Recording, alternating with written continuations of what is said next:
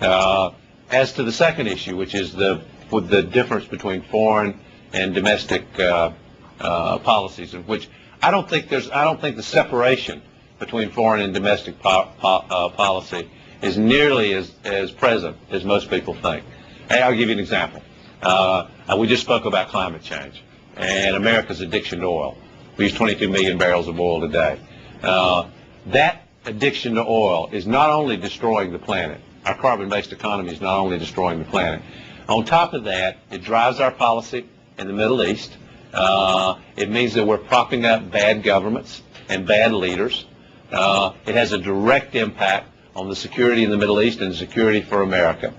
These things don't operate separate from one another. If America were to do what needs to be done, which is dramatically reduce our dependence on oil, invest in wind, solar, cellulose, biofuels, if Americans were willing to sacrifice, and the President of the United States, and this is something I'll do, I know that presidential candidates are supposed to promise this and promise that.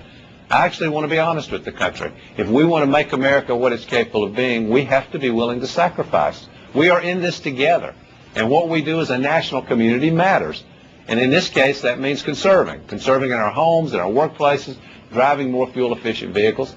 But if we do that, and the Europeans are with us, and the Japanese, and we hope the Chinese, we drive down demand for oil, and the result is we create an environment where real political and economic reform could happen in the Middle East.